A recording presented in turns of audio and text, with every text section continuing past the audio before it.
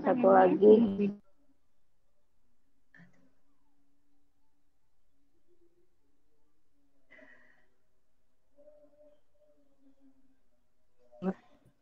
Jelas banget. Oke, alhamdulillah. Selamat malam semuanya, selamat bergabung pada edisi sharing session kali ini ya. Ini sudah yang kesekian kalinya ICC mengadakan sharing session. Ini mohon maaf sekali, aku nggak pakai background, aku pakai handphone. Nah, ini sudah kedatangan pemateri Mbak Erlina ya. Mbak Erlina ini memang sudah concernnya di bidang finansial. Dan ini bukan ini ya apa Mbak Erlina ini udah biasa isi acara-acara financial planner juga. Nah, ini juga yang beliau kepala KMM, CSP, CSA, KWP. Ini mohon maaf kalau ada kesalahan dalam menyebutkan gelarnya Mbak. Enggak, udah betul kok. Udah oke. Pendidikan, background pendidikannya MM with concentration finance management ya, Master of Management PN Jakarta. Beliau ini juga pernah meraih gelar pendidikannya sebagai Bachelor of Fiscal Administration di FISIP UI. Beliau juga memiliki pengalaman dalam dunia kerja sebagai senior konsultan One Shield Financial Planning May. Beliau juga sebagai Direktur PT Cerdas Keuangan Indonesia, Generasi Manager La Familia ya. Dan juga Tax Accounting Supervisor PT Indo Tambang Raya Megah Tbk. Beberapa seminar beliau yang pernah beliau jalanin, salah satunya sebagai fasilitator ya of CFP Class in One Shield Academy. Beliau juga pernah menjadi pembicara dalam acara seminar Bank BRI Brilliant Leader Development Program.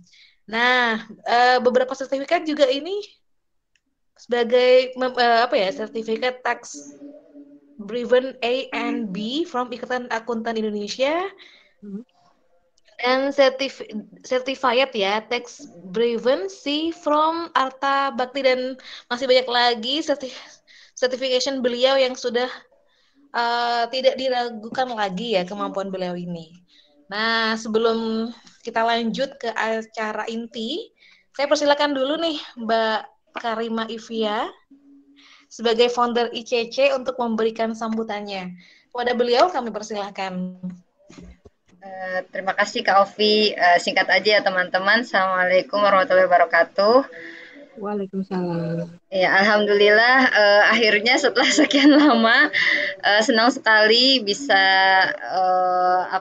mengadakan ICC sharing session lagi, ICC sharing time. Jadi memang sebenarnya saya mau mengadakan event ini secara berkala. Sebelumnya sudah pernah diadakan, pertama kali kami mengadakan itu waktu awal-awal ICC baru jalan ya kayak gitu. Itu yang pertama kali bekerja sama dengan Mubadala. Terus kemudian di tahun 2021 kami juga sempat mengadakan sekaligus dalam rangka ODOP atau One Day One Post, dan itu mengadakannya langsung 2 kali bersama beberapa novelis Islami gitu, dan mereka sama-sama perempuan. Kemudian karena memang ada kesibukan tertentu, jadi untuk yang event ini sempat saya tunda dulu. Alhamdulillah sekarang sudah ada admin-admin juga, jadi saya mulai mengadakan lagi kembali event ini. Sengaja memang saya mengadakan event ini karena keinginan saya pribadi di Ibuku Content Creator sendiri, selain untuk wadah supporting, bentuk supporting lainnya adalah bentuk edukasi, yaitu pemberdayaan melalui edukasi. Jadi sesi sharing time ini saya harapkan bisa menjadikan bentuk support ICC terhadap edukasi kepada seluruh member yang ada di ICC. Mudah-mudahan semua teman-teman yang sudah registrasi dan hadir pada malam ini bisa mendapatkan manfaat dari ilmu ini dan bisa mengaplikasikan ilmunya di kehidupan teman-teman kayak gitu. Ya, dan saya juga berterima kasih kepada Bu Erlina Jubita sudah berkenan mau diundang untuk menjadi pemateri pada malam ini. Jadi memang saya niatkan untuk sesi sharing time ini lebih ke member antar member agar sesama member itu sebenarnya saling kenal juga kayak gitu ya. Jadi saya nggak dari awal itu saya memang nggak nyari pemateri yang dari luar member karena memang kenapa nyari yang di luar, soalnya yang di dalam aja udah sangat expert sekali di bidang-bidangnya gitu. Jadi makanya saya ngambil pemateri itu dari member-member ICC sendiri gitu. Ya, terima kasih banyak teman-teman. Mudah-mudahan acara kita berjalan dengan lancar ya. Mungkin nanti bisa dipimpin sama Kak Ovi untuk sebelum acara kita mulai doa dulu atas keyakinan masing-masing ya. Mungkin itu saja dari saya. Terima kasih banyak. Wassalamualaikum warahmatullahi wabarakatuh. Waalaikumsalam. Warahmatullahi wabarakatuh. Terima kasih Mbak Ivi sebagai founder dari ICC gitu ya. Nah, sebelum kita mulai nih, mari kita buka acara ini dengan pembacaan doa bersama menurut keyakinan masing-masing agar acara kali ini berjalan dengan lancar. Berdoa dimulai.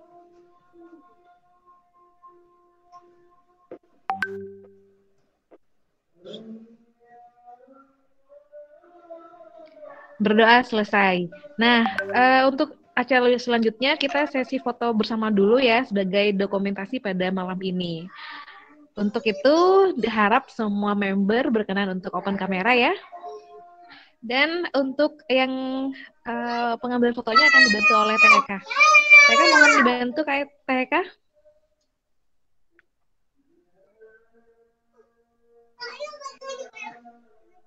Dimohon untuk open kamera. Ibu Kafa bisa bantu dari sana di bisa. soalnya di sini pakai pendamping. Ini tapi punya aku itu TK bisa di close dulu nggak itu layarnya? Aku agak bingung soalnya kalau layarnya. Oh ini ya presentasinya ya? Iya. Nah gitu ya. Dah. Ya. Keluar malah. Ya. 1, 2. Ya, sebentar lagi, sebentar. 1, 2. Oke, terima kasih. Ya. Oh iya, Kak Ovi jangan lupa di-share ya itu info giveaway-nya. Oke, Mbak. Kenapa? Share lagi dong ininya TV-nya beliau.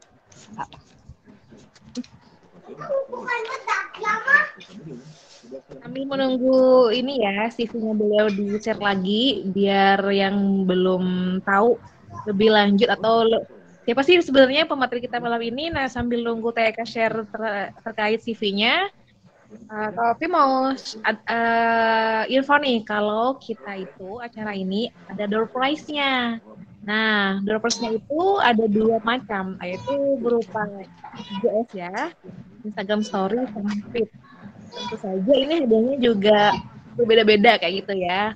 Makanya bagi teman-teman atau bagi kalian yang pengen mendapatkan door prize, silahkan ramaikan acara ini dengan upload keseruan acara ini di Instagramnya masing-masing, entah itu di story maupun juga di feed Instagram kayak gitu. Nah, sebelumnya TK tolong share dulu dong ini beliau lagi. Oh, oke. Wait. Bentar. Ini gimana nih? Oke, wait ya. Iya, it's okay. Dan lalu juga informasi lebih lanjut lagi ya bahwa lomba IGS terbanyak selama jadi siapa yang share keseruan acara ini dan memperbanyak story-nya kayak gitu ya, itu untuk menjadi juaranya lebih berpeluang besar. Dan ini jurinya langsung oleh materi ya, di mana ini mereview reflektif dari peserta dengan hashtag yang nanti akan disertakan Ovi tulis di kolom komentar ini maupun juga nanti di grup gitu ya. Nah, ini bisa dibaca sekilas tentang beliau, profil dari Erlina Juwita bagi yang teman-teman yang baru gabung. Dan jangan lupa untuk ikuti rangkaian acaranya dan ikuti juga keseruan acara ini dan dengan mendapatkan door prize-nya ya, karena door prize-nya sungguh sangat luar biasa sampai speechless ini.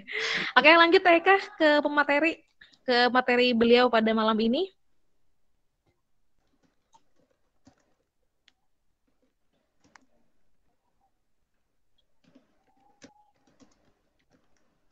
Eka keluar. Ini materinya 30 sampai 45 menit ya Mbak Erlina ya. Iya. Sudah bisa dimulai? Ya, monggo Mbak Erlina. Oke, saya share screen sendiri atau gimana? Di-share di Teh Eka tadi. Ada. Okay, udah ada. Udah. Oh, udah ada. Udah muncul ya. Teh Eka ya, Ya. Teh Eka ya. Iya, ya. Oke, udah. Mulai. Ya. Iya. Kita mulai ya. Bismillahirrahmanirrahim. Selamat malam muda-muda SCC, apa kabarnya? Terima kasih Teh Karimah Ivia, Teh Ovi, semuanya Teh Eka juga yang mendukung lancarnya acara ini di ICC Sharing Session ya. Kali ini saya dapat kesempatan ya untuk sharing bersama dengan bunda-bunda ICC semua. Kita akan membahas how to do a financial check-up for content creator. Nah, sekarang saya mau tanya nih di antara bunda-bunda semuanya yang member ICC, di sini siapa yang profesi sebagai content creator ini adalah sebagai pekerjaan utama, bukan pekerjaan sampingan. Mungkin bisa tulis di kolom komentar. Ada nggak yang di sini yang memang konten kreatornya adalah pekerjaan utama, bukan pekerjaan sampingan? Ada? Ada. Saya. Ya, satu. Ada lagi nggak? TK iya nggak? TK, Ovi. Pasti saya jawab sih.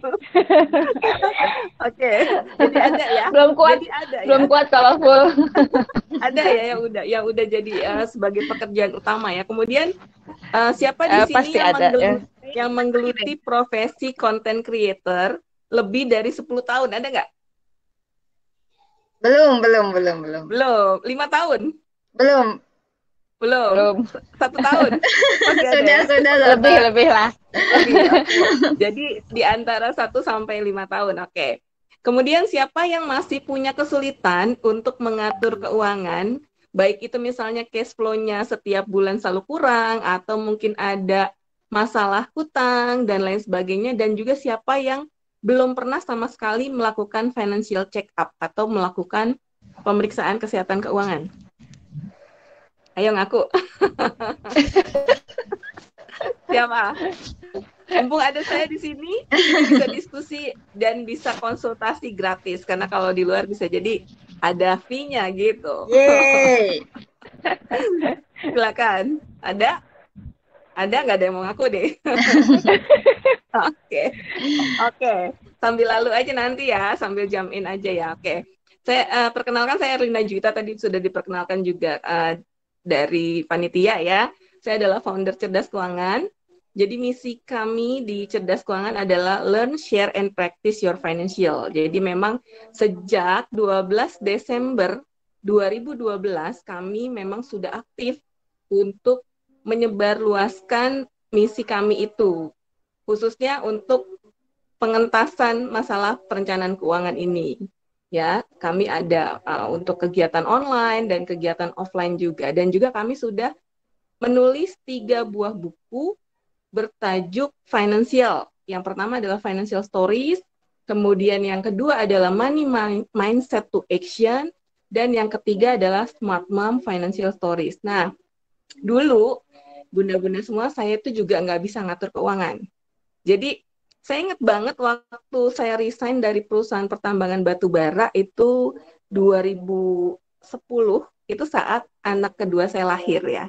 Kemudian itu adalah titik terendah saya saat itu, karena kenapa? Dari mulai saya dulu kerja, kemudian punya double income menjadi cuma punya single income gitu ya. Jadi pengeluaran saya yang tadinya double jadi single. Jadi itu ada masalah di situ dalam keuangan. Nah, bagaimana mengatasinya? Saya mulai belajar lagi, bunda-bunda. Saya mulai belajar lagi. Kemudian saya juga langsung praktekkan apa yang saya ketahui, dan saya juga mengajak teman-teman yang senasib dengan saya untuk bergabung dan untuk kita saling berdiskusi seperti itu. Nah, sampai saat ini di 2022, alhamdulillahnya saya sudah punya lebih banyak pilihan lagi untuk sharing ke masyarakat, sharing ke komunitas gitu ya, sharing ke teman-teman semuanya.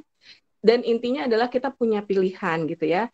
Nah, saat ini saya lebih ke financial trainer sambil sesekali menjadi facilitator dan juga menjadi narasumber di berbagai kesempatan gitu ya. Saya juga financial consultant juga. Jadi kalau teman-teman misalnya ingin membuat financial plan atau ingin ketemu dengan saya, ingin berdiskusi atau ingin konsultasi, itu bisa ke saya. Dan memang kami adalah profesional gitu ya.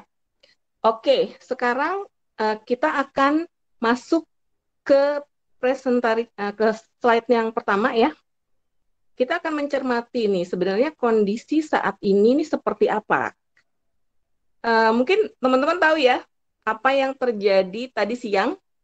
Ada yang tahu apa yang terjadi tadi siang yang sempat jadi breaking news di semua postingan? BBM naik. Nah, itu dia, Pertalite naik teman-teman ya. Pertalite naik dari yang harganya di bawah 10.000 sekarang jadi 10.000 ya.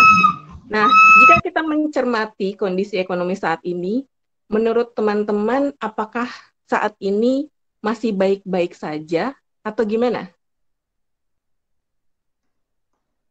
Masih Nggak aman baik-baik nih. saja. Masih baik-baik saja. Insya Allah.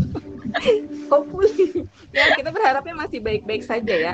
Tapi kita cermati ya teman-teman, kenaikan suku bunga Bank Indonesia baru aja menaikkan tingkat suku bunga 25 basis point ya. Itu artinya tren kenaikan inflasi ini memang sudah terjadi sejak 2 bulan lalu. Kemungkinan besar tren ini akan terus berlanjut nih, nggak cuma kemarin aja naik 25 basis point, bisa jadi nanti sampai penghujung tahun akan naik dan akan naik. Nah, itu akan memicu tingginya tingkat inflasi. Kalau nanti tingkat inflasinya semakin tinggi, mau nggak mau Bank Indonesia terpaksa menaikkan lagi suku bunga banknya untuk mengendalikan inflasi.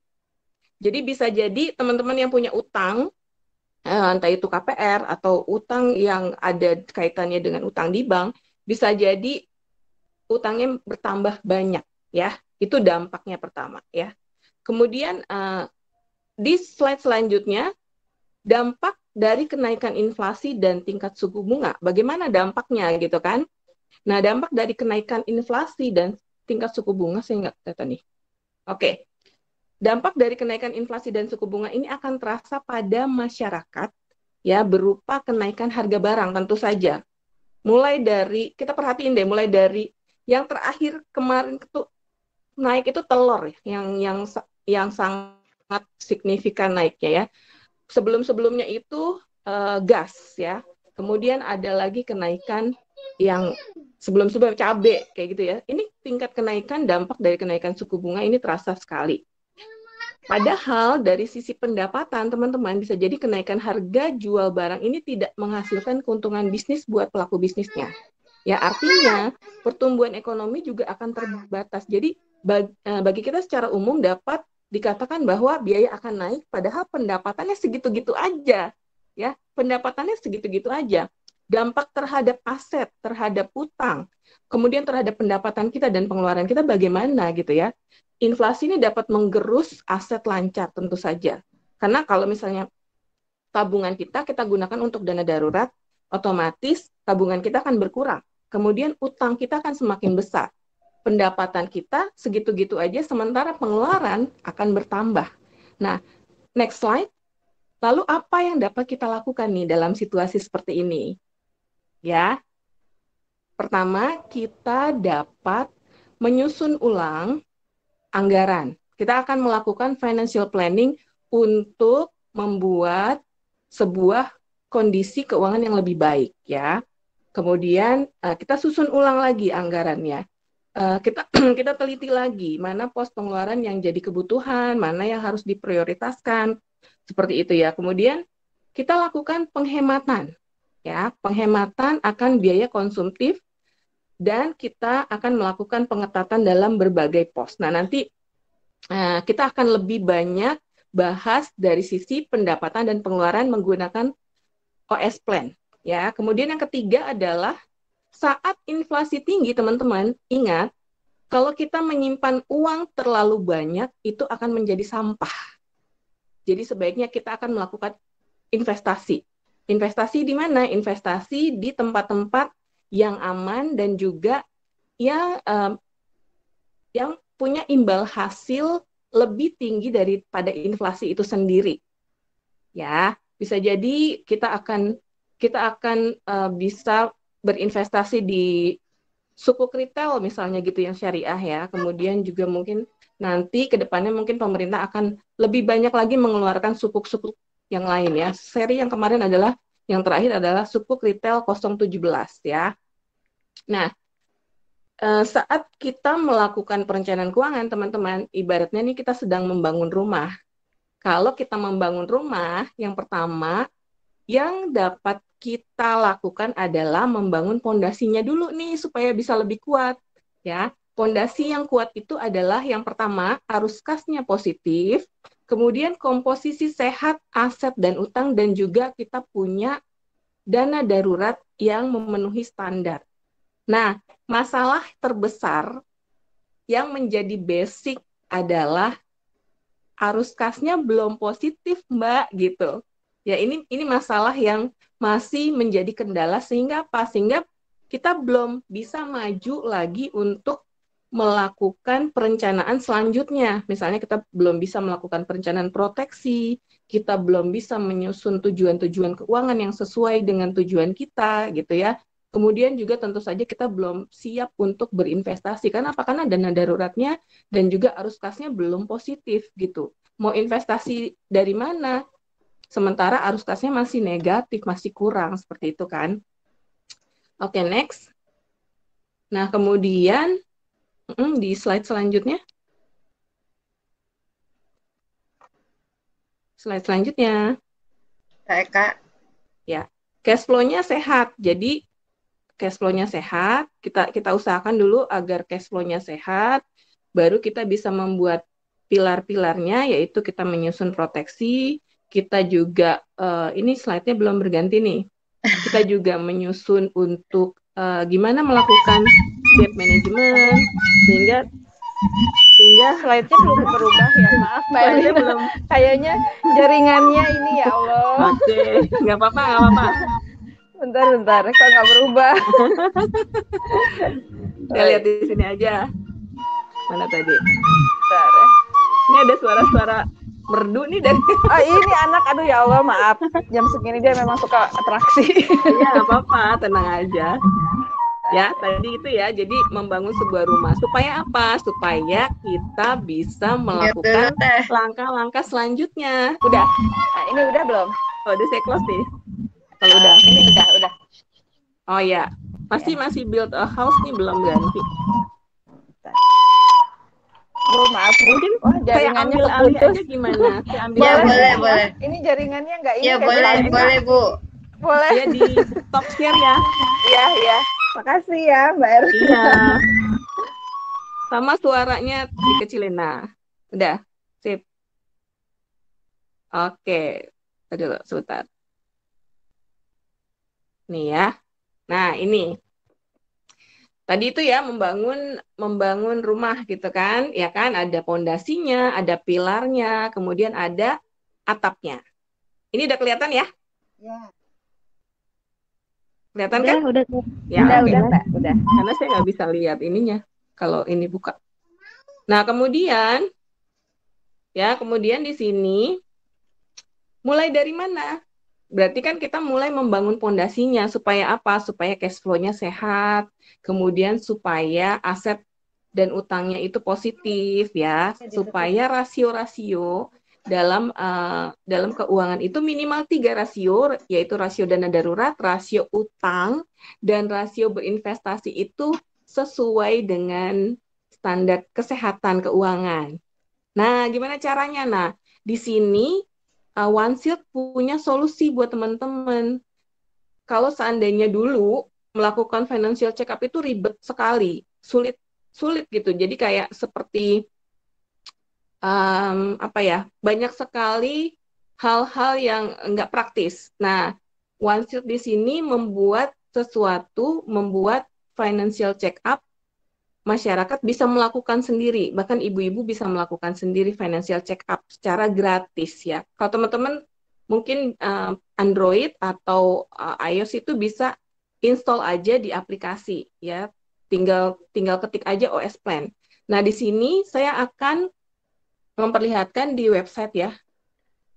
Kalau teman-teman ke websitenya oneshield.com, di sini ada 15 kalkulator, teman-teman bisa coba secara gratis dan kami tidak akan mengetahui apa yang teman-teman input di situ karena memang ngapain juga gitu ya, ribuan bahkan puluhan ribu data nggak akan kami save gitu. Jadi ini teman-teman yang tahu, hanya teman-teman yang tahu, mungkin bisa ajak pasangan, bisa ajak anggota keluarga yang lain untuk coba, sama-sama dicoba kalkulatornya. Nah, yang pertama banget terkait dengan fondasi keuangan yang kita bisa coba di sini adalah kalkulator anggaran rumah tangga dan kalkulator kesehatan keuangan.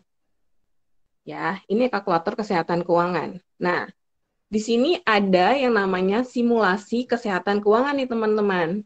Kelihatan kan ya? Ya, di sini ada aset dan juga utang. Biasanya kami financial planner itu kalau ketemu klien, yang pertama kali kami lakukan adalah mengecek kesehatan keuangan, ya, atau financial check up dulu. Begitu kita sudah mengerti, kita sudah mengetahui kondisi keuangan klien, maka yang kita lakukan adalah kita bisa melaju ke tahap berikutnya, ya. Kalau di sini, misalnya saya langsung demo aja ya, teman-teman ya. Saya langsung demo aja ya. Halo, Ya, belum ada feedback. ya Bu. Ya, ini masih diem aja, masih melihat-lihat atau gimana nih? Atau mau bertanya atau gimana? Kasih tahu aja langsung. Kami nih. Kenapa? Kan soalnya masih baru buat kami. Oh iya. Jadi gini, kalau melakukan financial check up itu kita ngecek 4 hal. Kita mengecek pertama aset, ya. Yang kedua utang, yang ketiga pendapatan dan pengeluaran. Ada 4 ya. Nah, 4 hal itu ada di dalam 2 tools. Kalau aset dan utang itu ada dalam satu laporan neraca, ya di sini nih yang terlihat adalah laporan neraca. Isinya laporan aset dan utang. Kalau pendapatan dan pengeluaran adanya di laporan arus kas, ibu-ibu ya. Jadi kita coba isi di sini supaya nanti di bawahnya akan kelihatan hasilnya ya. Nanti bagaimana kita mengecek kesehatan keuangan? Kita taunya dari mana? Kalau misalnya kita mengecek kesehatan pribadi itu biasanya ada kadar asam uratnya berapa persen gitu ya, atau misalnya kadar kolesterolnya berapa persen gitu ya. Nah kalau di keuangan itu biasanya ada rasio-rasionya. Jadi utamanya rasio dana darurat, rasio tabungan, dan rasio cicilan utang. Ya sebenarnya rasionya lebih dari 3, cuman untuk simpelnya kami akan berikan 3 dulu ya. Nah kita isi ya sekarang ya, aset itu aset uang tunai, berarti uang yang kita pegang saat ini, misalnya 1 juta. Kemudian tabungan berarti uang yang ada di rekening kita saat ini ya. Kemudian deposito, ada nggak nih kita punya saving deposito di bank misalnya, atau di bank digital, atau di bank konvensional gitu ya. Ini angka ini adalah ilustrasi aja ya ibu-ibu, nanti ibu-ibu bisa langsung isi aja ke websitenya, nggak usah install juga bisa sih. Kemudian ada nggak nilai tunai asuransi? Ya, kemudian ada nggak saham reksadana? Mungkin ada yang sudah terkumpul. Kalau nilai tunai asuransi BPJS masuk nggak? BPJS itu asuransi kesehatan. Kalau ini maksudnya Oh, Nilai secara tunai asuransi keseluruhan ya? jiwa yang Oh, unit link. Kan unit link tuh ada investasinya tuh, nilai investasinya. Nah, itu yang dimasukkan ke sini. Tapi kalau nggak punya unit link di sini diisinya nol aja. oh, berarti ini yang unit link tapi yang investasi. Ya, Oh iya, iya iya. Paham, betul. paham. Ya, paham ya. Kemudian obligasi ada nggak? Saya isinya ini karena ini aja ya ilustrasi ya, nggak apa-apa ya. Mm-mm. Nanti buat ibu-ibu semuanya, buat teman-teman diisi sesuai dengan kondisi saat ini. Jadi kita bisa tahu nih, oh di bulan September ini ya, September ceria katanya gitu ya. Saya udah mulai mau mencoba cek kondisi keuangan saya sehat atau enggak. Nah, bisa kelihatan di sini. Oke, ini ilustrasi aja. Kita sudah isi semuanya aset. Kemudian utang kartu kredit ada nggak? Ya, apabila ada, ini adalah utang yang masih outstanding. Ini bukan cicilannya, karena kalau cicilannya nanti larinya ke pendapatan dan pengeluaran. Ya, larinya ke pengeluaran kalau cicilan utang. Tapi kalau ini yang di sisi utang adalah outstandingnya yang masih tagihan yang masih belum dibayar, gitu ya. Kemudian KTA ada nggak? Kredit koperasi ada atau enggak gitu ya. Nah, kemudian hasilnya kalau semuanya udah terisi, di sini akan terlihat kekayaan bersihnya berapa. Kalau positif berarti udah sehat, udah oke, udah bisa lanjut ke step berikutnya yaitu kita isi pemasukan bulanan ya di sini. Misalnya ada yang rutin kita terima setiap bulan misalnya ya. Kalau di sini mungkin sebutannya gaji atau apa yang memang kita terima setiap bulan atau kemudian yang poin kedua adalah imbalan hasil. Ini maksudnya imbal hasil dari investasi ya. Bisa disebut sebagai bunga ya. Kalau misalnya teman-teman yang lebih syariah mungkin istilahnya adalah imbal hasil, bagi hasil gitu ya. Nah, setiap bulan ada nggak nih kita terima nih. Kemudian hasil sewa, ya hasil sewa dari misalnya kos-kosan, kendaraan, dan lain sebagainya. Kalau ada ditulis di sini. Sehingga total pendapatannya akan terjumlah semua di sini ya. Di sini menurut ilustrasi total pendapatannya adalah 11.500.000 ya.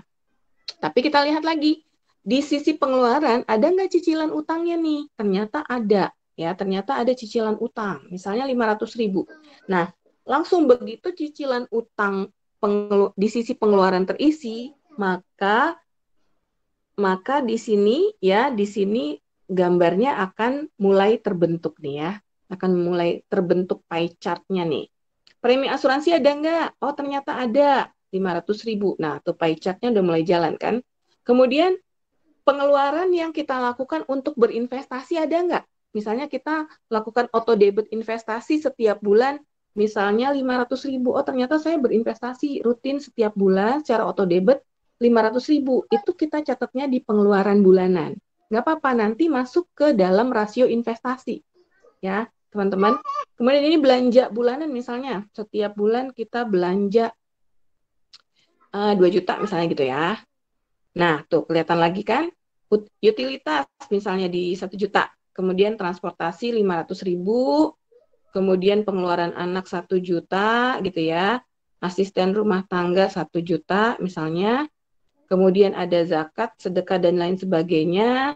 Untuk kita, misalnya kita menyisihkan untuk kesehatan, walaupun misalnya kita punya BPJS, tapi in case ada terjadi sesuatu, kita udah siap ya dananya gitu. Nah, ini hiburan keluarga di 1 juta ya. Ya, kemudian pengeluaran pribadi. Nah, udah keisi semua kan? Nah, di situ kelihatan. Di sini kelihatan masih ada surplus ibu-ibu. Masih ada surplus nih teman-teman ya. Kok ibu-ibu? Masih ada surplus nih teman-teman 1 juta. Nah, berarti di sini bisa disimpulkan bahwa sebenarnya masih ada surplus sehingga masih dibilang sehat. Tapi kita mesti lihat lagi nih status kesehatan keuangan dari 3 rasio itu.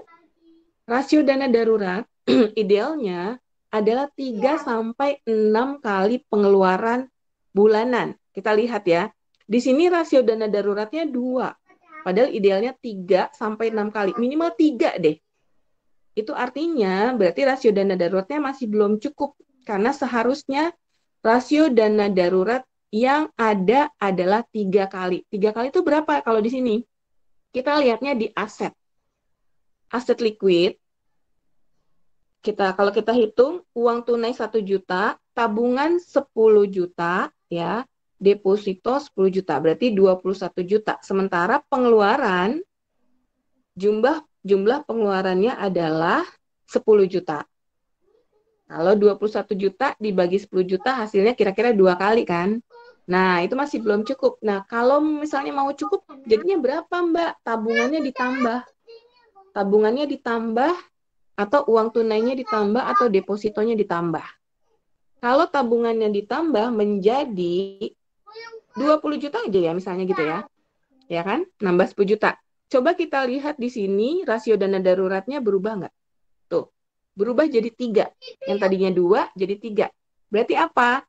Berarti kalau rasio dana darurat kita belum cukup, kita tambahin dananya itu di dalam tabungan, atau di dalam uang cash yang kita pegang, atau di dalam deposito. Gitu ya. Sehingga dapat menambah dana darurat. Seperti itu. Kemudian rasio tabungan, di sini 4%. Padahal sebenarnya idealnya adalah 10%. Nah, kenapa bisa 4%? Kita lihat lagi di sini.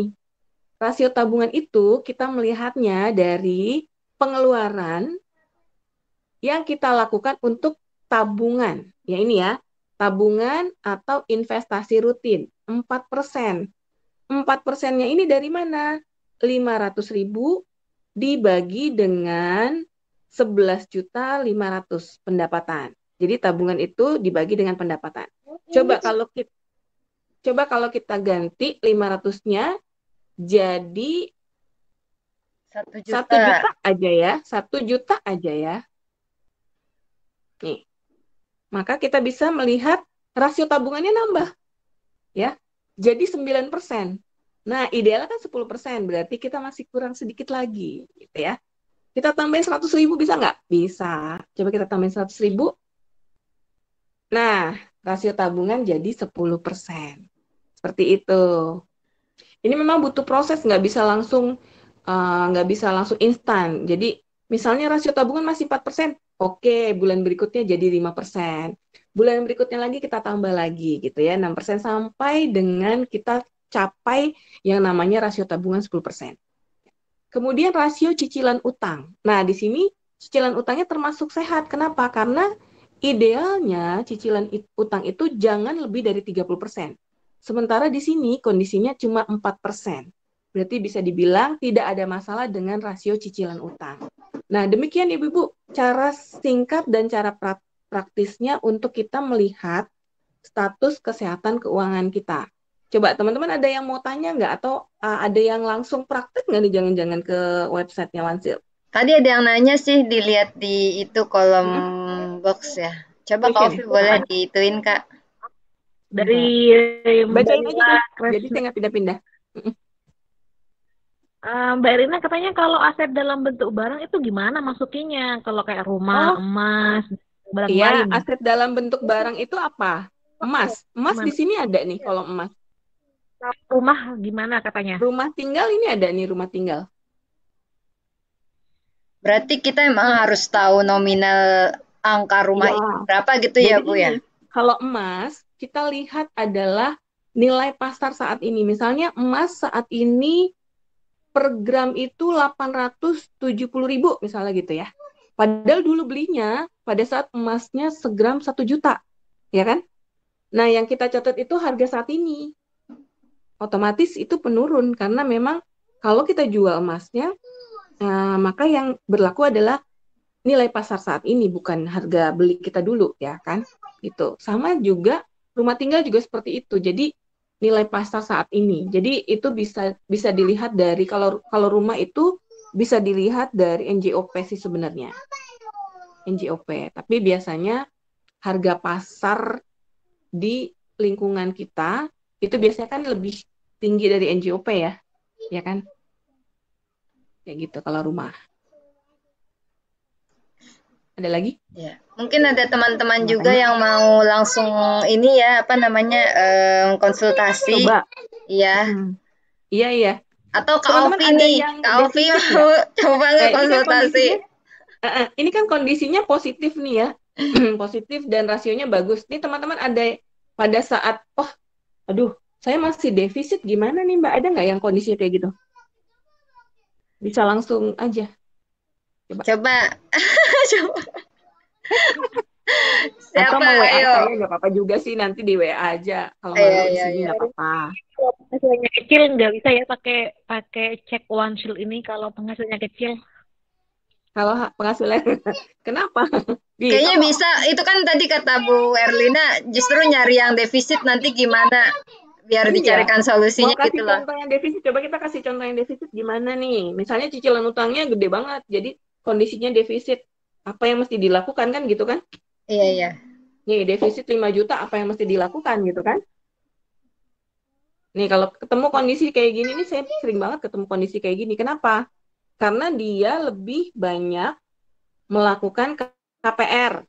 Padahal PR gajinya itu apa Mbak? kepotong karena efek pandemi gitu. Misalnya gajinya dulu nggak segini.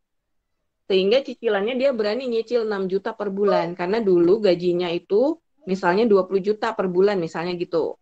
Tapi karena pandemi gajinya jadi tinggal setengah ya. Tinggal 10 juta. Sementara cicilan utangnya harus tetap dibayar 6 juta. Ditambah lagi kenaikan bunga ya kan dari 25 basis point itu gitu kan. Nah, kondisi yang terjadi adalah defisit. Nah, sekarang pertanyaannya gimana kalau defisit gitu kan? Iya, Nggak iya, bisa iya. move forward dong ke penyusunan dana darurat untuk apalagi untuk investasi, apalagi untuk misalnya nambah proteksi gitu kan. Ya Iya, kan? iya. Rasio cicilan utangnya 52%. Nah, PR-nya apa yang mesti dilakukan nih? Yang pertama adalah lunasin dulu lunasin dulu utang yang paling besar bunganya. Kemudian pilihan kedua adalah nambah pemasukan lain-lain. Ya entah itu dari content creator atau dari menjual sesuatu ya atau dari nambah investasi yang menghasilkan imbal hasil atau ada hasil sewa. Terus yang ketiga pilihannya adalah mencairkan ini nih. Nih, tabungan, deposito, atau uang tunai, atau investasi yang lain untuk melunasi utang. Mau nggak mau harus itu. Karena kalau utang semakin lama dibiarkan, ini akan menggerus dan kita nggak bisa investasi. Jadi paling nggak kita cairin dulu yang ada aset yang di sini untuk melunasi utang. Seperti itu. Jadi pilihannya ada 3 ya. Tadi ya. Iya, iya, iya. Silakan. Ada lagi nggak yang mau tanya? Ayo ada Ini lagi. Silakan. Mungkin ada yang mau nanya lagi teman-teman. Sebentar. Di sini. Oh ini aku pengen lihat pertanyaannya di sini. Ini dia. Ada yang lain? Oh KPR cicilan rumah kenapa, Mbak Ivi? Enggak tadi. Ya. Itu apa? Coba sekarang ini Nah, kita karena lanjut ya, kita lanjut iya, ya. iya. Ini nggak ada yang mau Oh, nyoba. saya udah berhenti berbagi nih. Kenapa? Oh, karena mungkin saya tadi ngelihat pesan ya. Iya, benar. Sebentar. Oke, sekarang saya sharing lagi nih. Sekarang, kalau seandainya kondisinya adalah, nih ya, kan ini tadi. Kita lakukan financial check up tadi udah. Sudah sehat belum ya? Nah, jika keuangannya belum sehat, apa yang mesti dilakukan? Gitu kan? Jika misalnya dana daruratnya belum memenuhi standar, kemudian rasio utangnya masih tinggi, atau cash flow-nya belum positif, apa yang mesti dilakukan? Yang pertama untuk dana darurat. Ya, dana darurat itu adalah simpanan. Jadi dana darurat itu adalah dana yang kita parkir, yang kita simpan di dalam tabungan, bukan pengeluaran yang kita lakukan untuk investasi, beda. Karena itu pundinya sendiri. Kalau dana darurat, kita parkirin uang buat kalau terjadi sesuatu, misalnya kita butuh dana cepat, kita harus lakukan pencairan seperti itu. Nah, ini penting banget, apalagi kondisi saat ini kita penting banget untuk nyiapin yang namanya dana darurat. Gitu. Berapa banyak? Biasanya 3-6 kali pengeluaran. Dan biasanya kalau di saat krisis kita akan tambah. nggak cuma 3-6 kali, bahkan 9-12 kali. Kalau dilihat dari caranya, itu banyak sekali caranya untuk kita menyusun dana darurat bulan per bulan. Jadi kita memang nggak secara instan bisa langsung nyusun dana darurat langsung gitu 6 kali atau 9 kali, nggak. Butuh proses juga ya. Bisa misalnya nabung pelan-pelan, atau mungkin patungan sama sharing sama pasangannya gitu ya. Jadi dalam satu keluarga, yuk kita buat sama-sama yuk dana darurat, kamu berapa persen, aku berapa persen gitu ya. Atau misalnya saat ada bonus atau ada penghasilan di luar gaji yang kita terima, nah langsung kita masukin ke pundi dana darurat itu. Kemudian untuk rasio utang, ya, rasio utang itu memang ada hitungannya. Kalau tadi kan rasio utang maksimal 30%, itu artinya jangan sampai 30% dari aset itu utang kita semua. Jadi diusahakan utang kita itu adalah di bawah 30% dari aset. Ya, misalnya asetnya jumlahnya tadi adalah misalnya 100 juta. Nah, utangnya tuh kalau di total jangan sampai 30 juta gitu. Ya, utang yang masih outstanding gitu ya. Kemudian untuk utang produktif ini akan lebih baik daripada utang yang konsumtif. Karena apa? Karena di akhir saat utangnya lunas itu kita akan memperoleh aset. Beda dengan saat kita berhutang untuk yang konsumtif. Karena nilai asetnya pada utang konsumtif pasti akan turun dan turun dan turun. Ya. Kemudian kadang saya temukan juga orang yang termostat utang. Jadi pada saat dia punya utang di kisaran tertentu, misalnya di kisaran 100 juta gitu. Terus dia udah lunasin nih utangnya. Tapi pada saat dia sudah lunasin, nantinya balik lagi ke utang 100 juta itu. Itu kadang-kadang butuh kebiasaan untuk kita mulai ubah mindset kita, jangan berpikiran bahwa utang itu enak. Kita ubah mindset kita buat mindset yang lebih baik, bahwa utang itu tidak akan menambah pundi-pundi keuangan kita, malah justru kita akan semakin banyak keharusan untuk membayarnya, gitu ya. Nah, cash flow-nya yang positif. Kenapa? Ada pertanyaan dari Hoirunisa. Iya, gimana? Mau tanya apa? Aku lebih baik kumpulin dana darurat dulu sampai cukup baru atau dibagi aja katanya. Gimana nih yang benar? Mana-mana sebentar. Aku lihat dulu ya. Boleh.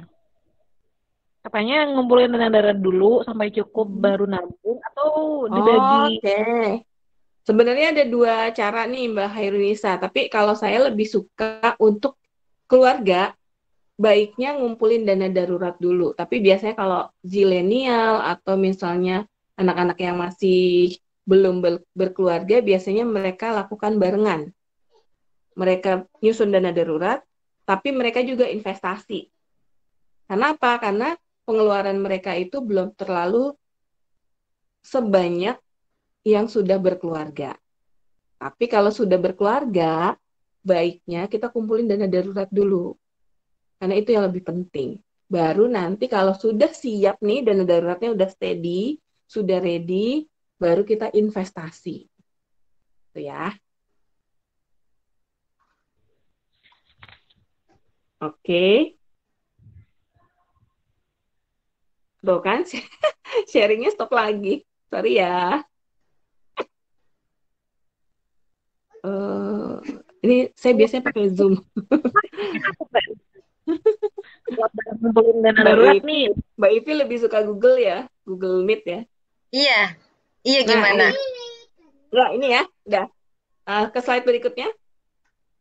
Jika keuangannya sudah sehat, maka selanjutnya kita bisa melakukan penyusunan tujuan-tujuan keuangan atau setting financial goals. Ya, goals misalnya tujuan keuangan jangka pendek, jangka menengah, jangka panjang. Biasanya kalau untuk jangka panjang kita susun dulu di pertama. Kenapa? Karena waktunya kan masih lama dan jumlahnya itu biasanya lebih banyak. Misalnya apa? Misalnya untuk pendidikan anak. Pada saat kita misalnya kita masih punya anak usia 6 tahun, 7 tahun misalnya gitu. Kita ingin menyiapkan dana pendidikan anak untuk S1 misalnya gitu ya. Nah, itu secara spesifik berarti udah ketahuan kan, dana pendidikan anak untuk strata 1 atau S1 untuk universitas. Kemudian kita ukur nih, berapa biaya saat, ini waktunya masih ada nggak ya? Berapa biaya yang dibutuhkan saat ini untuk anak kita masuk kuliah. Nah, kalau misalnya sulit untuk kira-kira berapa ya? Di OS Plan juga udah ada. Di sini juga udah ada nih. Kita melihat untuk di sini kalkulatornya ada banyak tuh. Di sini ada kalkulator pendidikan anak. Nah, ini bisa kita hitung teman-teman ya. Misalnya untuk anak satu orang anak, biaya pendidikan yang kita butuhkan untuk level S1 misalnya ya, usia anak saat ini 5 tahun misalnya gitu. Karena kita ingin fokus ke S1, berarti yang kita isi adalah di sini. Misalnya biaya SPP S1 per bulan. Ya, saat ini misalnya kalau dilihat biaya SPP-nya 10 juta gitu ya. Per bulan ya. Per bulan misalnya 3 juta gitu ya. Kemudian biaya pendaftarannya misalnya 20 juta misalnya gitu ya. Nah, ini udah ketahuan nih. Dana pendidikan anak nanti pada saat anak kita di usia kuliah, ya bukan di usia 5 tahun, nanti pada saat usia kuliah di mungkin 19-an tahun gitu ya. 14 tahun kemudian, itu akan menjadi 481 juta. Itu kebutuhan yang kita harus hitung. Setelah kita udah tahu nih, jumlahnya 481, apa yang mesti kita lakukan? Kita ke kalkulator investasi.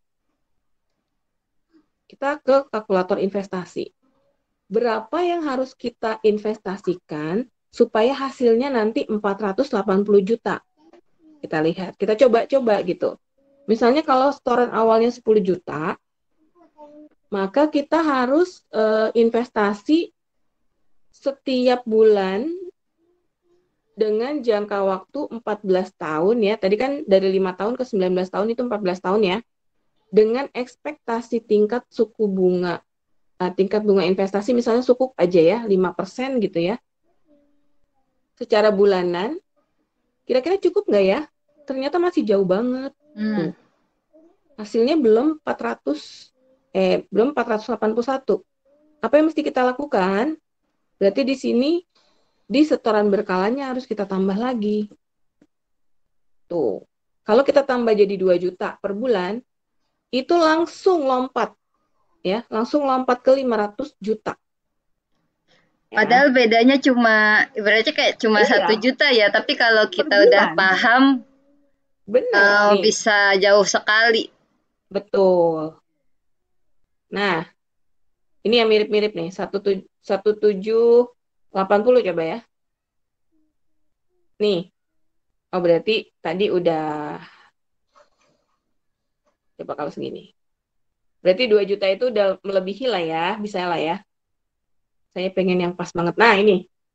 Berarti kalau mau mencapai 480 juta, untuk nanti dana pendidikan anak usia 5 tahun sekarang, untuk kuliah nanti, itu teman-teman lakukan setoran berkala per bulan 1,9 juta, dan setoran awalnya 10 juta, tinggal masukin ke sukuk aja, atau misalnya deposito yang aman-aman gitu ya, yang aman-aman, atau reksadana pendapatan tetap yang aman-aman gitu.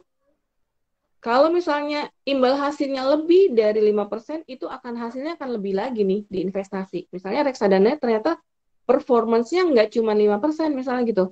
Misalnya 7% Mbak. Tuh, jadi nambah kan? Bukan 481 lagi, jadi 566. Jadi ada bonusnya gitu. Ada bonusnya. Nah, itu caranya. Cara kita supaya, ternyata setiap bulan yang harus saya lakukan supaya mencapai hasil itu, saya lakukan setoran berkala sebesar itu. Gampang kan ya? Nah, bagaimana kalau misalnya kayak konten kreator kan dananya mungkin nggak bisa setiap bulan Ya, ya. 1.900.000 gitu ya Mm-mm, untuk mm-mm, apa namanya investasi. Itu kalau mm-mm. dari Bu Erlina sendiri gimana Bu sarannya? Ya, berarti di sini nih ya, Mbak Ivi. Di sini kan ada bulanan, tahunan, 3 bulanan, 6 bulanan. Misalnya tahunan aja gitu ya. Tahunan. Nanti dihitung lagi content creator setahun itu bisa jadi berapa project nih. Misalnya gitu ya. Misalnya berapa project. Misalnya oke ada 3 project yang jumlahnya satu project ada 10 juta misalnya gitu. Amin ya. Misalnya Amin. 30 juta. Kita lakukan Amin. 30 juta per tahun selama 14 tahun itu hasilnya bisa jadi lebih tinggi daripada yang kita lakukan setiap bulan. Jadi kalau kalau eh, 30 juta per tahun berarti selama kalau dibagi 12 berarti nggak sampai 3 juta ya. Iya, iya. Ya kan? Iya, iya, iya. 30 juta dibagi 12 misalnya gitu kan. 2,5. Iya, iya. Kalau misalnya kita pasin aja ya, misalnya di sini nggak 30 deh, 24 ya. Ya gitu ya. Kayak tadi sama yang tadi, yang 1,9. 1,9 dikali 12 berapa tuh? 2,22 800 misalnya gitu ya. Misalnya kita cuma bisa nggak bisa setiap bulan 1,9 tapi di tiap tahun itu ada aja tuh setahun itu bisa 20 jutaan atau 22,8 juta.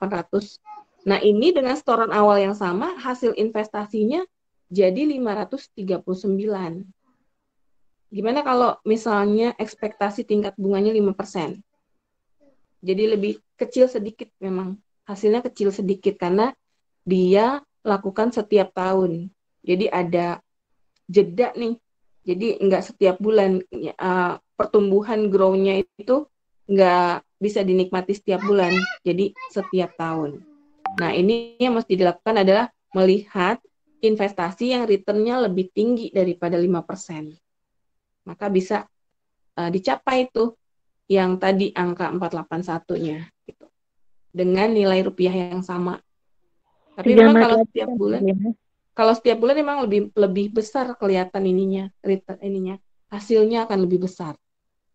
Berarti mungkin untuk yang apa namanya konten kreator yang punya penghasilan lebih gitu ya untuk investasi bisa kalau mau bulanan bisa atau Bisa. sekalian tahunan gitu ya.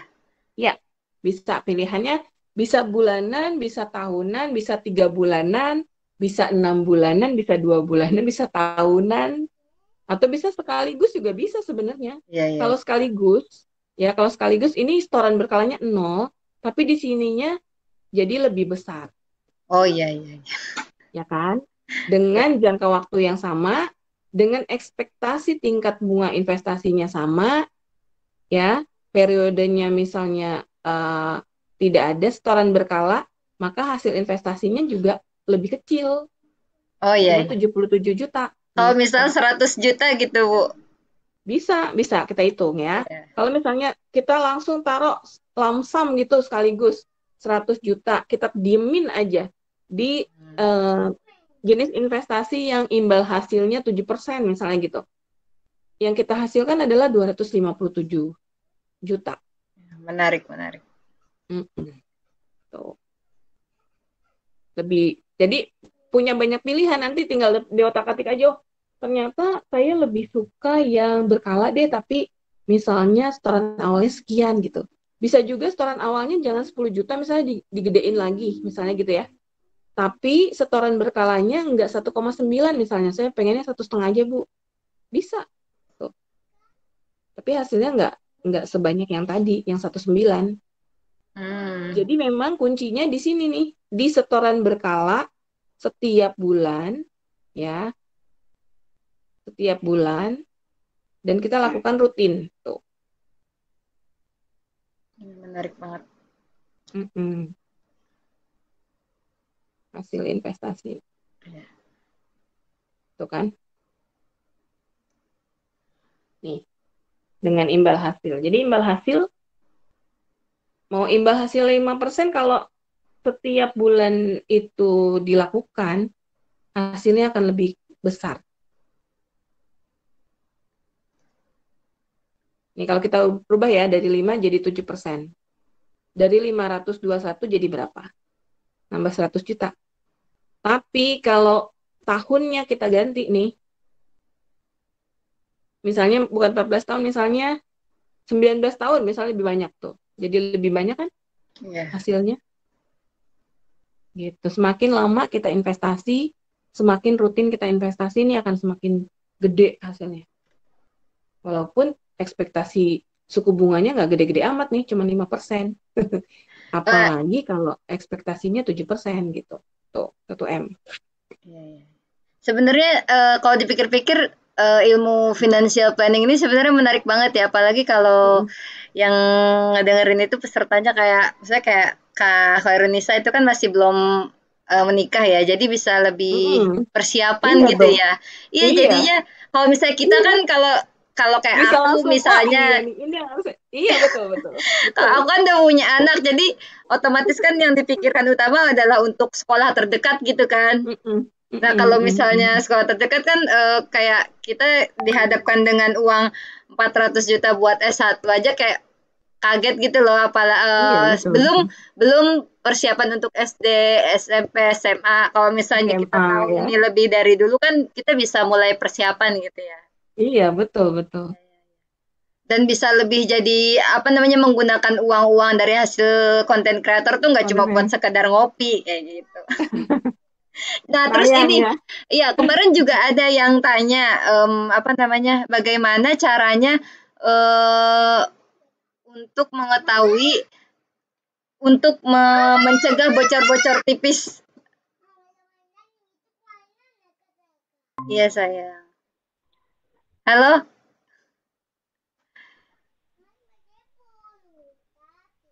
iya, iya. Tes Mbak Ivi gimana Ini nih? udah masuk nih orangnya. keluar. Tadi sampai mana kedengarannya? Tadi ada yang tanya apa Mbak? Oh iya gini, kemarin sempat Mm-mm. pas di Google Form itu ada yang nanya gimana caranya mengatur penghasilan konten creator yang bocor-bocor tipis gitu loh. Jadi sebenarnya udah dialokasikan mungkin ya untuk yang bulanan kayak gitu, tapi tetap aja ada bocor halus. Nah itu tips kalau dari Bu Erlinda sendiri gimana?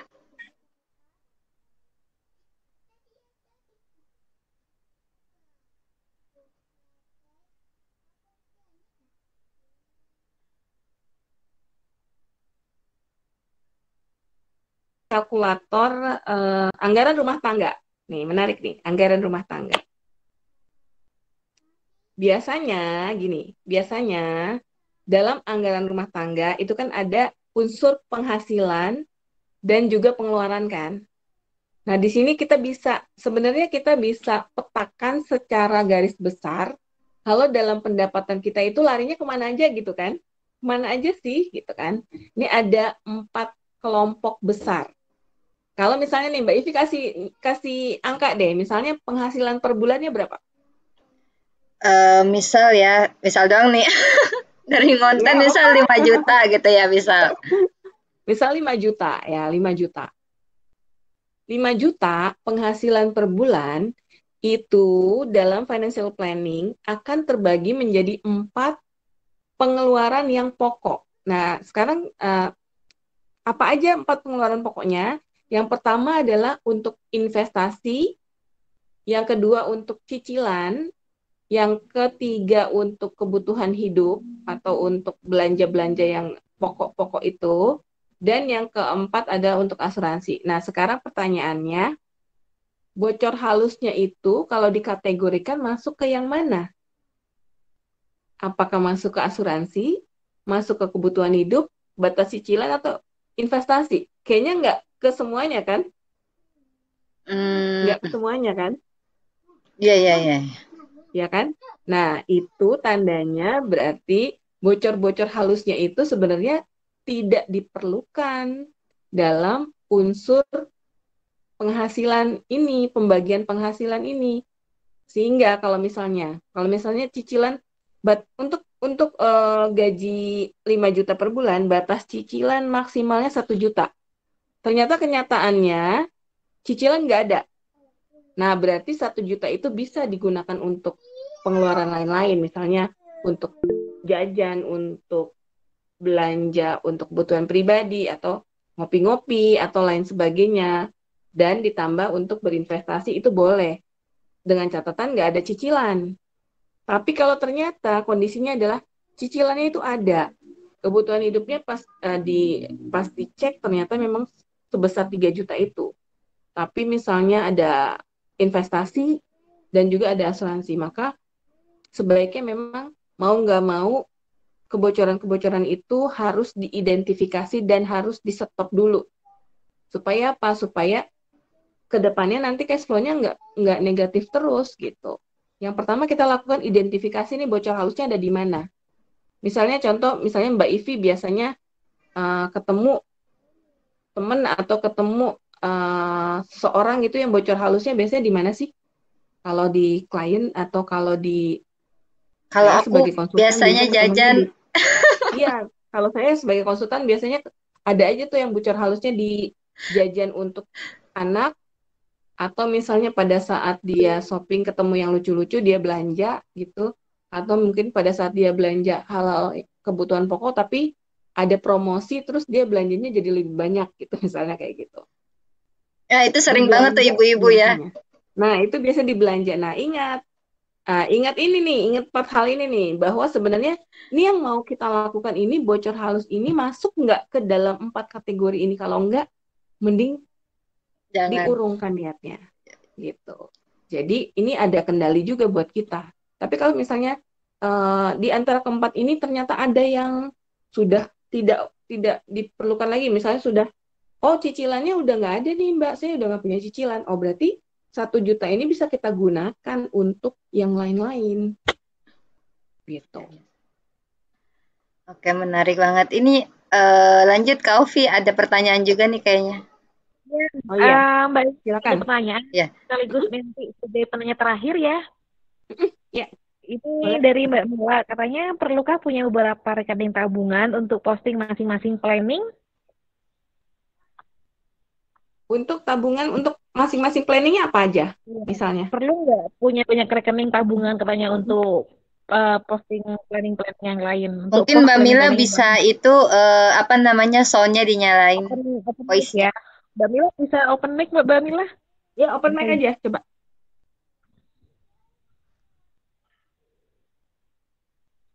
Halo Mbak Mila, bisa open mic ya? Oh iya. Oh lagi rame katanya. Ya Mungkin maksud dari posting rekening untuk beberapa pos mungkin untuk dana darurat, untuk investasi, untuk biaya pendidikan anak mungkin gitu mungkin Mbak Erlina. Tapi memang idealnya benar, idealnya kita memang harus memisahkan nih, apalagi buat teman-teman yang punya usaha lain selain misalnya yang punya penghasilan lain selain gaji, misalnya punya usaha content creator itu kan berarti other business gitu ya, istilahnya other business. Itu memang sewajarnya kita pisahin, Mbak. Jadi ada yang pertama rekening untuk dana darurat. Itu dipisahin dari keseluruhan ini pundi yang lain. Jadi ini terpisah. Kedua adalah rekening untuk usaha. Ketiga untuk belanja-belanja. Biasanya kalau saya untuk belanja-belanja itu saya masukin ke rekening yang lebih gampang saya untuk transaksikan, misalnya di GoPay atau misalnya di yang bentuknya itu memang bisa lebih praktis gitu misalnya ya.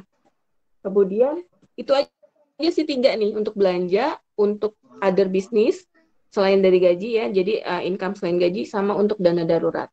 Nah kalau misalnya pada saat kita berinvestasi, misalnya kita punya reksadana, kemudian kita harus punya di reksadana itu kita harus punya rekening induk, rekening untuk RDN-nya.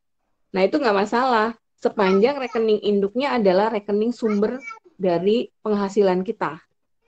Gitu. Jadi kalau kalau banyak rekening juga akan merepotkan, tapi intinya kita harus paling tidak punya 3 rekening itu.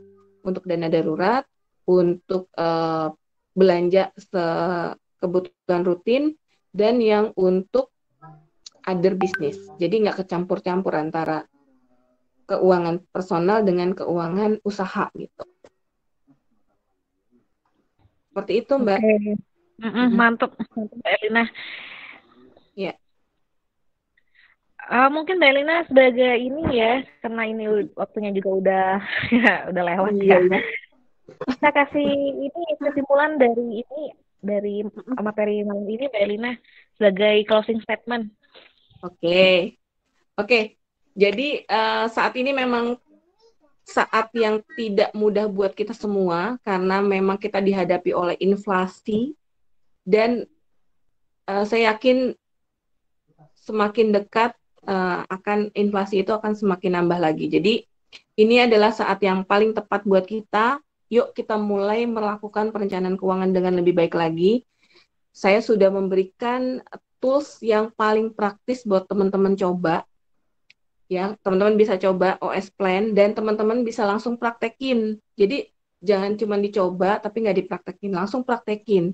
Kalau teman-teman misalnya di tengah jalan, misalnya pada saat praktek itu ada kesulitan, silakan teman-teman bisa langsung ke saya aja atau bisa misalnya DM Instagram saya atau ke WA saya. Saya akan selalu 24 jam membantu buat teman-teman untuk mencapai keuangan yang lebih baik lagi untuk especially untuk ICC gitu. Jadi semangat terus ya teman-teman. Saya akan ada terus kalau teman-teman butuhin. Keren banget. Closing statement dari saya. Masya Allah, keren banget. Makasih ya Bu Erli, makasih banyak loh. Sama-sama Mbak Ivi, saya juga terima kasih. Oh iya, ini teman-teman, ini saya ingatkan kembali untuk yang story itu udah selesai ya. Jadi di share-nya hanya pada saat event berlangsung. Jadi kita akan segera mengetahui pemenangnya siapa. Ini akan saya umumkan langsung gitu ya. Jadi kita tadi sebenarnya sharing sesinya lebih ke interaktif ya jadinya. Iya. Nah lebih itu praktis ya. Nah untuk pemenang story, selamat kepada Mbak Mila ya. Nanti akan kami sampaikan hadiahnya di grup. Dan untuk yang feed kita masih ada jadi kalau untuk yang feed itu setelah acara teman-teman bisa review hasil keseruan hasil insight kelas ini, dapat apa aja dari kelas ini, kemudian harapannya untuk finansial teman-teman sendiri bagaimana. Jadi tadi udah jelas banget sama Bu Erlina ya, kalau misalnya konten kreator itu kalau mau investasi bisa tahunan, bisa bulanan, bahkan bisa harian kayak gitu ya. Itu menyesuaikan menyesuaikan pemasukan kita masing-masing. Kalau kita ngerasa kayaknya nggak sanggup nih kalau bulanan kayak gitu. Tapi mungkin kalau tahunan bisa, karena bisa aja sewaktu-waktu kita punya mungkin kayak pemasukan dari Google AdSense yang ada entah itu setiap 6 bulan sekali atau 1 tahun sekali, itu bisa dijadikan ladang investasi kita. Nah itu mungkin bisa dialokasikan ke sana kayak gitu ya. Nah kemudian untuk yang feed ini pokoknya nanti siapa aja boleh ikut yang sudah registrasi di acara ini. Kemudian nanti di share ya nanti sama Kak Ovi dan Teh Eka di share hashtagnya, mentionnya dan mention dan tagnya apa aja. Kemudian nanti yang menilai nanti Bu Erlina langsung kayak gitu. Untuk satu pemenang ya teman-teman. Oke, terima kasih banyak Bu Sebelumnya saya terima kasih banyak Bu Erlina. Mudah-mudahan kita bisa. Ini kan kita udah basic ya, jadi kurang lebih kita udah paham cara ngatur kesehatan keuangannya seperti apa, kalau minus seperti apa, terus kalau surplus seperti apa. Jadinya nanti ke depannya siapa tahu nanti kalau udah terbiasa mungkin 6 bulan ke depan atau 1 tahun ke depan kita bisa financial check up kembali untuk yang intermediate kayak gitu ya. Iya. Kita akan lakukan langkah selanjutnya dari yang pertama kan financial check up nih udah sehat. Begitu udah sehat kita akan lakukan setting financial goal. Kita lakukan tujuan keuangan. Jadi langsung tuh tujuan keuangan, berapa uang yang dibutuhin, mau investnya kemana, nanti kita bahas. Iya. Langsung. Nah, Mbak Rina nih. Kita Mantap. lihat reksadana apa yang bisa memenuhi tujuan keuangan atau obligasi apa yang bisa memenuhi tujuan keuangan. Itu saya setuju banget, saya atau suka banget. pilihan-pilihan investasi apa aja, peer-to-peer lending, saham, dan lain sebagainya nanti supaya teman-teman tahu semuanya. Keren. Jenis-jenisnya. Iya. Karena saya sendiri juga kalau saya pribadi saya baru pahamnya mungkin lebih ke saham. Kalau untuk peer-to-peer lending, obligasi itu sebenarnya saya kurang paham kayak gitu. Jadi untuk investasi memang kita mesti belajar dan mudah-mudahan teman-teman juga bisa ke depannya setelah ikut kelas ini bisa langsung mengaplikasikan. Jadi pas ikut lagi nanti ada sharing yang di kelas intermediate, kita bisa nggak kagok kayak gitu loh. Ya. Mungkin cukup sekian ya, Kak Ovi bisa ditutup. Ya, terima kasih Mbak Elina. Materinya malam ini tuh daging banget dan sampai aku tuh speechless karena bener-bener ini sesuatu yang baru ya bagi saya sendiri. Itu kan baru masuki biduk rumah tangga nih. Dan ini baru bener-bener mengerti bagaimana sih cara masukinnya kayak gitu. Terima kasih juga Mbak Ifia yang sudah mewadahi kami, founder dari ICT mewadahi kami untuk belajar, dan terima kasih juga teman-teman yang udah gabung pada acara ini. Untuk itu mari kita tutup acara kali ini dengan pembacaan hamdalah bersama. Alhamdulillahirrabbilalamin. Akhir waktu ya Mbak Elita ya. Selamat malam, selamat beristirahat, dan assalamualaikum warahmatullahi wabarakatuh. Waalaikumsalam. Makasih, terima kasih Mbak Erlina, sama-sama teman-teman semuanya. Sama-sama, sampai jumpa lagi teman-teman. Assalamualaikum. Waalaikumsalam. Waalaikumsalam. Iya sayang.